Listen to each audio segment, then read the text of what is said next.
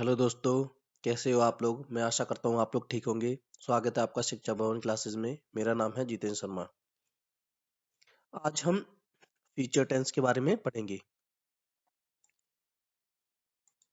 Future tense के बारे में, फ्यूचर टेंस टेंस का मतलब होता है भविष्य काल। हम प्रेजेंट के बारे में पढ़ चुके हैं, पास्ट के बारे में पढ़ चुके हैं। अब हम पढ़ेंगे फ्यूचर के बारे में। इसमें इंडेफिनेट के बारे में पढ़ेंगे, ठीक है। आज और इसके अंदर ये अफर्मेटिव, नेगेटिव, इंटरोगेटिव और इंटरोगेटिव नेगेटिव होते हैं। इनमें से हम आज अफर्मेटिव और नेगेटिव के बारे में पढ़ेंगे। तो मैं इसको आपको बता देता हूँ। जिसके सेंटेंस में अंत में यानी कि लास्ट में गा, गी, गे शब्द आते हैं वो फ्यूचर टेंस होते हैं, यानी कि भविष्य काल होते हैं। यहाँ पर हम हमेशा फ्यूचर की बात करते हैं। जैसे वह घर जाएगा, वह खाना खाएगी, वे मंदिर जाएंगे, वे ऐसा काम करेंगे, वे ऐसा काम करेंगे। इस तरीके से लास्ट में गा, गी, गे आता है। मतलब जो भी हम बात करेंगे वो फ्यूचर की बात करते हैं हम। तो वो हम ये फ्यूचर टेंस में आ जाएगा। इसकी पहचान क्या होती है? लास्ट में गा है, सॉरी गा, गी, गे आते हैं, ठीक है। आगे बढ़ते हैं हम। फ्यूचर इंडेफिनिट में हम अफर्मेटिव पढ़ेंगे अब, ठीक है। अफर्मेटिव, ठीक है। देखिए, अब ये सब समझाने से पहले मैं आपको ये बताऊं, अगर आप मेरे चैनल पर नए हैं तो प्लीज सब्सक्राइब जरूर कीजिए। और आप मैंने और भी वीडियो डाली हुई है, वो आपको, अगर आप इस चैनल पर नए हैं और आपको शुरू से सीखना है तो मैं आपको सजेस्ट करूंगा कि सबसे पहले आप मेरी जो क्लास फर्स्ट देखें, फिर सेकंड देखें, फिर थर्ड देखें। उसमें आपको बहुत अच्छी तरीके से समझ में आएगा। इसलिए मैं आपको सजेस्ट करता हूँ मेरी सारी वीडियो जा करके देखें। प्लेलिस्ट मैंने क्रिएट कर रखी है, सीक्वेंस में है सारी वीडियो, आप देख सकते हैं जाकर। चलिए अब हम देखते हैं इसे। देखिए, मैं आपको एक बात अच्छी तरह समझाना चाहता हूँ। अब मैं आपको बताता हूँ कि किसका यूज किस चीज में होता है। देखिए, अगर हम बात करें पुरानी इंग्लिश की, जो पहले जो इंग्लिश होती थी उसमें क्या है, आई और वी के साथ हम यूज करते थे शेल का। ठीक है, बहुत ध्यान से सुनना, ये बहुत इंपॉर्टेंट बात है। कंफ्यूजन हो जाएगा वरना आपको। आई और वी के साथ हम शेल का यूज करते थे, ठीक है। लेकिन अब जो मॉडर्न इंग्लिश है, अभी जो करंट में जो चल रही है वो मॉडर्न इंग्लिश है, उसमें हम विल का यूज करते हैं। विल का यूज करते हैं। अब आप सोचेंगे ये कैसे कि पहले शेल करते थे अब विल करते हैं। पहले शेल इनका आई और वी के साथ होता था, लेकिन इसका लॉजिक क्या है कि विल क्यों यूज करने लगे हैं और ये मॉडर्न इंग्लिश में क्यों आ गया, मैं इसके बारे में बात करता हूँ। देखिए, पहले शेल लगता था, ठीक है, आई और वी के साथ शेल लगता था, लेकिन विल इसलिए लगता है अगर हम किसी बात को पर जोर दे करके बात बोलते हैं ना, तब हम उस चीज को विल करते हैं। यानी कि हम उस काम को निश्चित ही करना पड़े, या किसी भी काम को निश्चित ही करना पड़े या जोर दे करके बोले, तो ना विल का यूज होता है। अब क्या हुआ था कि जितने भी कोर्ट के जो ऑर्डर होते हैं ना, वो सारे इसी तरीके के होते हैं, वो जोर करके देते हैं। जैसे मान लो, और इसी तरह की ये जैसे वैसे you, they, he, she, it के साथ ना पहले विल का यूज होता था, और अभी भी होता है, मॉडर्न इंग्लिश में अभी भी होता है, ठीक है। लेकिन अगर जोर दे करके बात करें तो इसमें हम शेल का यूज करेंगे।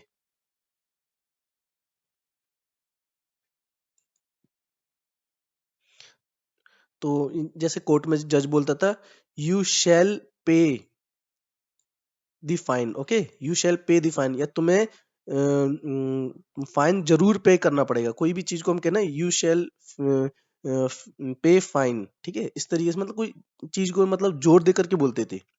किसी भी चीज को जोर दे करके बोले और निश्चित ही करने पड़े, उस चीज के लिए कहते हैं। वैसे नॉर्मली देखो, इसमें आई में और वी का यूज सेल में होता है, और इन सारी चीजों का यूज विल में होता था, विल का होता था, ठीक है। अब अगर किसी चीज को पर जोर दे करके बात बोले तो पलट जाती है। विल का यूज, विल की जगह फिर शेल का यूज करते हैं, और शेल की जगह फिर हम यहाँ पर विल का यूज करते हैं। अगर हम किसी भी चीज पर जोर दे करके बोले तो हम उसका अपोजिट यूज करते हैं। देखो, नॉर्मली शेल का यूज होता है, जोर दे करके बोलेंगे तो विल का यूज होगा, ठीक है। इसी तरीके से इन सभी में वैसे नॉर्मली विल का यूज होता है, जोर दे करके बोले तो शेल का यूज होगा। अगर आपको, मैं समझ रहा हूँ हो सकता है आपको थोड़ा सा इसमें कंफ्यूजन हो जाए, लेकिन मैं ये आपको बता रहा हूँ कि कोर्ट में अगर ऐसा करते थे कि जैसे नॉर्मली शेल लगता था, ठीक है, लेकिन जोर दे करके बात बोलते हैं तो विल में। ये ज्यादातर टर्म ना कोर्ट में यूज होती हैं, हाई कोर्ट में यूज होती हैं, ठीक है। तो आपको कोई कंफ्यूजन नहीं होगा, मैं आपको बता देता हूँ क्या करना है, आपको क्या करना है। और मॉडर्न इंग्लिश में अब इसका विल का यूज सभी में होने लगा है। विल का यूज आई और वी के साथ भी होने लगा है, और इन सबके साथ भी होने लगा है, इन सबके साथ भी विल का यूज होने लगा है। तो मैं आपको बताता हूँ, आप ना शेल का यूज नहीं कीजिए, अब आप विल का यूज ही कीजिए। आपने ज्यादा देखा होगा कि आई के साथ और वी के साथ विल का यूज करते हैं, क्योंकि मॉडर्न इंग्लिश है, जो मॉडर्न इंग्लिश ने ये चीज अपना ली है कि सभी में अब यूज विल का ही करेंगे। इसी तरीके से आप you, they, we, he, she, it name के साथ आप शैल का यूज मत कीजिए। ठीक है, इसमें भी आप विल का ही यूज कीजिए। वरना आपको लॉजिक तो बता दिया, आप शैल का यूज कर सकते हो, आई शैल, लेकिन मॉडर्न इंग्लिश में विल का यूज करते हैं। सब लोग विल का यूज करेंगे आई और वी के साथ, और आप शैल का करते तो आपको खुद को ऑड लगेगा इस वजह से। वरना कर सकते हो आप, लेकिन मैं सजेस्ट करूंगा आप विल का ही यूज कीजिए, क्योंकि मॉडर्न इंग्लिश में सभी लोग विल का ही यूज करते हैं। और इसका लॉजिक मैंने बताया, किसी भी चीज को जोर देने के लिए बात करते हैं तो विल का यूज होता है। नॉर्मली तो शैल का यूज होता है, विल का होता है। और सेम यही कंडीशन यहाँ पर अप्लाई होती है। ठीक है, इसलिए आप विल का ही यूज करना। अगर यहाँ पर नॉर्मली विल का यूज होता है, जोर देकर के बात करते हैं तो शैल का होता है। लेकिन अब मॉडर्न इंग्लिश में विल का यूज दोनों में ही होने लगा है, यहाँ पर भी होने लगा है, इन पूरे में I, we, you, they, he, she, it name सभी के साथ विल का यूज करने लगे हैं। मैंने आपको लॉजिक बता दिया, हो सकता है आप लॉजिक से कंफ्यूज हैं। अगर मैं आपको लॉजिक नहीं बताता तो आप सोचते सर ये रटवा रहे हैं, इसलिए मैं नहीं चाहता कि आप रटें। ठीक है, समझिए आप। अगर आपको जो मैंने आपको लॉजिक बताया, हो सकता है कई लोगों को कंफ्यूजन हो जाए उसमें, इस चक्कर में आपको बता रहा हूँ। आप तो सीधी सी बात ये ध्यान रखिए, सभी में विल यूज कीजिए, इसमें भी विल यूज कीजिए, इसमें भी विल यूज कीजिए। ठीक है, और हम यहाँ पर आगे यही करने वाले हैं। ठीक है, लॉजिक मैंने आपको बता ही दिया है कि मतलब क्यों करते हैं क्यों नहीं करते हैं। मॉडर्न इंग्लिश में भी ये एक्सेप्ट कर लिया गया है कि हम विल का ही यूज करेंगे। ठीक है, चलिए अब मैं आपका ज्यादा समय बर्बाद ना करते हुए आगे ले चलता हूँ। मैं खाना खाऊंगा। ठीक है, I will eat food, subject आ गया सबसे पहले आई। ठीक है, विल का यूज हो गया। ठीक है, वर्ब की फर्स्ट फॉर्म आ गई ईट, और फूड, फूड मीन्स खाना, मैं खाना खाऊंगा। ठीक है, तुम बाजार जाओगे, यू विल, सब्जेक्ट आ गया, विल आ गया, जाने को गो बोलते हैं वर्ब की फर्स्ट फॉर्म। ठीक है, ऑब्जेक्ट आ गया, क्या बचा मार्केट, ऑब्जेक्ट जो भी बचता है वो लास्ट में आता है। ठीक है, you will go to market, तुम बाजार जाओगे। ठीक है, गो के साथ टू लगता ही है, मैंने आपको बताया था। वह गाना गाएगा, देखो गाना गाने को सिंग बोलते हैं। ठीक है, तो सब्जेक्ट आ गया सबसे पहले, फिर विल आ गया। ठीक है, सिंग आ गया, गाना बोलते हैं, सॉन्ग, क्या गाएगा, गाना गाएगा, ही विल सिंग सॉन्ग। आप ना देखिए, अगर आप नए हैं तो इस चीज को देखना, आप सोचोगे सब्जेक्ट ये क्या बता रही है, स्ट्रक्चर देख लेना आप एक बार, स्ट्रक्चर के अकॉर्डिंग ही सेंटेंस बनते हैं। देखिए सब्जेक्ट आ गया सबसे पहले, जैसे इसमें आ गया ही। ठीक है, फिर हमने विल शैल का यूज किया, शैल का यूज अब हमें करना ही नहीं है, ये बात ध्यान रखना, विल का ही यूज करेंगे, चाहे कुछ भी हो, आई हो, वी हो, यू हो, दे हो, ही, शी, इट नेम कुछ भी हो। ठीक है, विल का ही यूज करेंगे। वर्ग की फर्स्ट फॉर्म आ गई। ठीक है, सिंग फर्स्ट फॉर्म आ गई। ठीक है, और ये ऑब्जेक्ट, ऑब्जेक्ट जो होता है, जो भी लास्ट में जो बचता है वो ऑब्जेक्ट होता है, ये गाना गाएगा। ठीक है, ये हो गया। अगर आप मेरी पुरानी वीडियो सारी देखेंगे तो आपको समझ में आया है कि ये स्ट्रक्चर कैसे बनता है और कैसे हम काम करते हैं। ही विल सिंग सॉन्ग, वह गाना गाएगा। चलिए अब हम आगे बढ़ते हैं। ठीक है, हम एक साथ मंदिर जाएंगे। देखिए एक साथ, एक साथ को क्या बोलते हैं, एक साथ को हम बोलते हैं टुगेदर। ठीक है, ये ऑब्जेक्ट हमारा। तो सबसे पहले आ गया सब्जेक्ट, ठीक है, वी। ठीक है, विल, विल शैल आ गया। ठीक है, फिर वर्ब की फर्स्ट फॉर्म आ गई, गो के साथ टू लगता ही है, गो टू। ठीक है, कहाँ जाएंगे, मंदिर जाएंगे। ठीक है, मंदिर, ऑब्जेक्ट आ गया मंदिर, मंदिर को टेम्पल बोलते हैं। ठीक है, और टुगेदर। ठीक है, we will go to temple together, हम एक साथ मंदिर जाएंगे। वह मुझसे मिलने आएगा। देखिए मिलने को हम बोलते हैं मीट। ठीक है, इस पेज के बाद मैंने आपको ये सारी वर्ड मीनिंग दे दी है, जो तीन चार जो नए यूज हुए हैं वो मैंने दे दिया है। मीट मीन्स होता है मिलना। ठीक है, तो सबसे पहले आएगा सब्जेक्ट, हम स्ट्रक्चर के अकॉर्डिंग चलते हैं। सबसे पहले सब्जेक्ट आएगा, विल आएगा, फिर कम आएगा, कम मीन्स आना। ठीक है, आएगा, और कम के साथ टू लगा दिया हमने, और मीट, और ये मी, मुझसे के लिए मी। ठीक है, he will come to meet me, वह मुझसे मिलने आएगा। मैं उससे इस विषय पर बात करूंगा। देखिए विषय या मुद्दा या मामला, इसको मैटर बोलते हैं। ठीक है, मैटर। सब्जेक्ट आ गया सबसे पहले आई, विल आ गया। ठीक है, टॉक मीन्स होता है बात करना। ठीक है, टू हिम, देखो लड़के के लिए बोलते हैं तो हिम आ गया। लड़की की बात करता तो हर आ जाता इसकी जगह, इसकी जगह हर आ जाता अगर लड़की की बात करते तो। ठीक है, ऑन दिस मैटर, इस विषय पर, ऑन दिस, ऑन लगाते हैं पर, और दिस होता है इसके लिए। ठीक है, ऑन दिस मैटर, इस विषय पर। I will talk to him on this matter. ठीक है, मैं उसे मनाने की कोशिश करूंगा, मनाने को बोलते हैं कन्विंस। ठीक है, मनाने को कन्विंस बोलते हैं। ठीक है? या यकीन दिलाने के लिए या विश्वास दिलाने के लिए कन्विंस बोलते हैं। ठीक है? आपने सुना होगा कि मैं उसे कन्विंस कर लूँगा, आपने सुना होगा कन्विंस मतलब यही होता है, ठीक है? तो सबसे पहले आएगा सब्जेक्ट आ गया आई, विल आ गया, ठीक है? ट्राई मीन्स होता है कोशिश करना, ठीक है? ये तो आपने सभी ने सुना होगा कि एक बार ट्राई और करो, सुना होगा आपने। तो ट्राई मीन्स होता है कोशिश करना। आई विल ट्राई टू, ठीक है, कन्विंस हिम और हर। लड़के की बात करें, लड़का लड़का की बात करें तो हिम आएगा, लड़की की बात करें तो हर आएगा, ठीक है? वो तो आपको पता होगा। अगर आप लड़के की बात कर रहे हो तो हिम लगा देना, लड़की की बात कर रहे हो तो हर लगा देना। उससे तो कोई भी हो सकता है ना, यहाँ पर मेल भी हो सकता है, फीमेल भी हो सकता है। मेल है तो हिम लगा दो, और फीमेल की बात कर रहे हो तो हर लगा दो, ठीक है? अब हम आगे बढ़ते हैं। देखिए ये वो वर्ड मीनिंग है, आप इसे पढ़ लेना। टुगेदर मतलब होता है एक साथ। जहाँ-जहाँ नए-नए मीनिंग आएँगे उसकी मैं वर्ड मीनिंग लगाते जाऊँगा, जिससे आपको ज़्यादा कन्फ्यूज़न ना हो। मीट मीन्स होता है मिलना। अच्छा, सी मतलब भी मिलना होता है। एस डबल ई आता है सी, उसका मतलब भी मिलना ही होता है, ठीक है? कन्विंस मीन्स होता है मनवाना, विश्वास दिलाना, यकीन दिलाना, ठीक है? मैटर होता है मामला, ठीक है? विषय। किसी भी मैटर में कहते हैं ना कि मुझे इस मैटर में पढ़ना नहीं है, मुझे इस विषय में पढ़ना नहीं है, इस मामले में पढ़ना ही नहीं है, कहते हैं ना मैटर है, मैटर हो गया, कोई मामला हो गया, ठीक है? उसी तरीके से ये होता है। मैं आशा करता हूँ आपको अच्छी तरीके से समझ में आ रहा होगा ये सब। अब चलिए हम निगेटिव की तरफ चलते हैं। निगेटिव में स्ट्रक्चर वही रहता है, सिर्फ नॉट आ जाता है, ठीक है? सब्जेक्ट आएगा, ठीक है? विल शैल आएगा, नॉट आएगा, वर्ब की फर्स्ट फॉर्म आएगी, ऑब्जेक्ट आएगा, ठीक है? देखिए शैल मैंने इसलिए लगा दी क्योंकि पहले ये यूज होता था, वरना आप कहोगे कि सर इसमें तो शैल भी लगता है, आपने बताया नहीं। लेकिन मॉडर्न इंग्लिश में यूज सिर्फ हम अब विल का ही करते हैं, कुछ भी हो, ठीक है?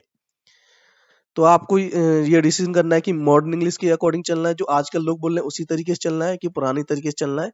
पुराने तरीके से चलना हो तो आप शैल का यूज कर सकते हैं आईवी के साथ, वरना आप विल का यूज कीजिए अगर आप मॉडर्न इंग्लिश के साथ चलना चाहते हैं तो। मैं खाना नहीं खाऊंगा, ठीक है? देखिए नहीं आ गया ना, इसमें नेगेटिव है, तो ना यहाँ पर ना विल नॉट हेल्पिंग वर्ब होती है, ये विल और ये शैल, ठीक है? उसके बाद हम नॉट लगाते हैं, बस इतना ही फर्क है, बाकी का सेम स्ट्रक्चर सेम रहता है। मैं खाना नहीं खाऊंगा, आई सब्जेक्ट आ गया, विल आ गया, हेल्पिंग वर्ब होगी विल, उसके बाद नॉट आ गया, ईट आ गया, फूड आ गया, ठीक है? मैं खाना नहीं खाऊंगा, आई विल नॉट ईट फूड, ठीक है? तुम बाजार नहीं जाओगे, ठीक है? तो क्या आ गया, सब्जेक्ट आ गया, विल आ गया, नॉट आ गया उसके साथ, गो मीन्स जाना, वर्ब की फर्स्ट फॉर्म आ गई, उसके साथ टू लगा दिया, ऑब्जेक्ट बचा मार्केट, ठीक है? You will not go to market, तुम बाजार नहीं जाओगे, ठीक है? वह गाना नहीं गाएगा, सब्जेक्ट आ गया ही, विल आ गया, फिर नॉट आ गया, सिंग मीन्स होता है गाना, ठीक है? और ये होता है वो सुनने वाला गाना, ठीक है? ये होता है मुंह से गाने वाला गाना, ये सिंग, सिंग मीन्स गाना, ठीक है? तो वह गाना नहीं गाएगा, he will not sing song. अच्छा, आप इस तरीके के ये छोटे-छोटे मैंने इतने एग्जांपल दिए हैं, आप मैं सजेस्ट करूँगा आप कोशिश करना कि अगर आपकी दिमाग में ये बात आए ना तो इस तरीके का आप यूज़ किया करो, रोज़ किया करो। किसी से करना चाहो तो किसी के साथ कर सकते हो, नहीं तो खुद से किया करो, ठीक है? मैं खाना खाऊँगा, ये मन में सोच लिया, फिर आपने बोला आई विल ईट फूड, मैं खाना खाऊँगा, इस तरीके से आप कर सकते हो। तो इससे क्या होगा कि आप ना हैबिट में आ जाएगी, और वही आपकी इंग्लिश फ्लुएंट इंग्लिश बहुत तेजी से निकला करेगी, मतलब बिना सोचे समझे, बिना झिझके निकलेगी। वरना कई लोग होते हैं सीख तो लेते हैं लेकिन उन्हें बोलने में दिक्कत आती है। इसलिए मैं कहूँगा प्रैक्टिस कीजिए, प्रैक्टिस इंसान को परफेक्ट बना देता है। Practice makes a man perfect, ठीक है? प्रैक्टिस ही, अभ्यास ही ऐसी चीज है जो इंसान को परफेक्ट बनाती है। अगर आप इस चीज की प्रैक्टिस करोगे रोज, तो आप डेफिनेटली आप अच्छी तरीके से इंग्लिश बोल सकते हो। ये मेरा वादा है आपसे। अब चलिए आगे बढ़ते हैं। हाँ, हम एक साथ मंदिर नहीं जाएंगे। मैंने वही एग्जांपल लिए जिससे ना आपको फर्क समझ में आ जाए कि इसमें कोई ज्यादा फर्क नहीं है, बस नोट का फर्क है निगेटिव में, ठीक है? ही सबसे पहले सब्जेक्ट आ गया, सॉरी वी, सबसे पहले सब्जेक्ट आ गया वी, विल आ गया, फिर नॉट आ गया, वर्ब की फर्स्ट फॉर्म आ गई गो, के साथ टू लगता है, ठीक है? टेम्पल मंदिर, ठीक है? टेम्पल को मंदिर बोलते हैं। और टुगेदर मैंने बता दिया कि एक साथ होता है, इसका मतलब we will not go to temple together, हम एक साथ मंदिर नहीं जाएंगे, ठीक है?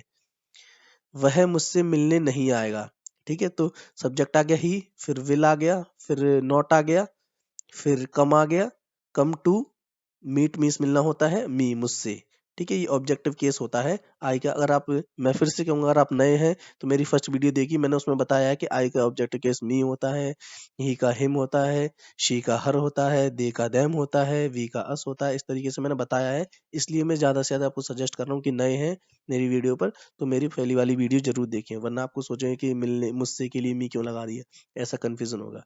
ठीक है, इसलिए कि आप ना प्लेलिस्ट में जाकर के मेरी फर्स्ट वीडियो से देखना स्टार्ट कीजिए अगर नए हैं तो, और नए नहीं है तो कोई बात नहीं, आप यहीं से देख सकते हैं। He will not come to meet me, वह मुझसे मिलने नहीं आएगा, मैं उससे इस विषय पर बात नहीं करूंगा। ठीक है, तो सब्जेक्ट आ गया सबसे पहले आई, फिर विल आ गया, फिर नॉट आ गया, वर्ब की फर्स्ट फॉर्म आ गई टॉक, टू आ गया, टू लग जाता है, और फिर हिम आ गया। देखो लड़का की बात कर रहा हूँ इसलिए हिम है, लड़की की बात करते तो आप हिम हर लगाओगे। ठीक है, ये बात आपको समझ में आ गई होगी। ऑन दिस मैटर, इस विषय पर। ठीक है, I will not talk to him on this matter, मैं उससे इस विषय पर बात नहीं करूंगा। ठीक है, मैं उसे मनाने की कोशिश नहीं करूंगा। ठीक है, कोशिश मीन ट्राई होता है, मैंने आपको बताया था सबसे पहले।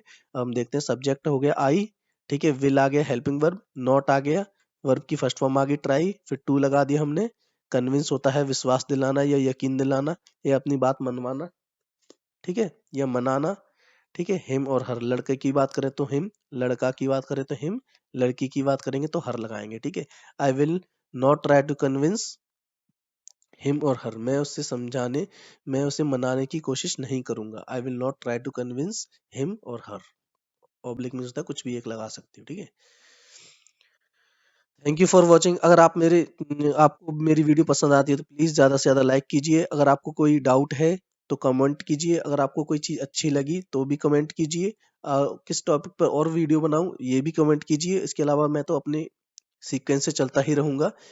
ज़्यादा से ज़्यादा शेयर कीजिए, उन लोगों के शेयर करते हैं जिन्हें आप जानते हो, जिन्हें इंग्लिश सीखने की बेसिक से ज़रूरत हो, बिल्कुल ज़ीरो लेवल से। वो कुछ भी एबीसीडी भी नहीं जानता, वो भी इस तरीके से सीख सकता है। मैंने इस तरीके से वीडियो बनाने की कोशिश की है, तो आप ज़्यादा से ज़्यादा शेयर कीजिए, जो भी इंग्लिश सीखना चाहते हैं।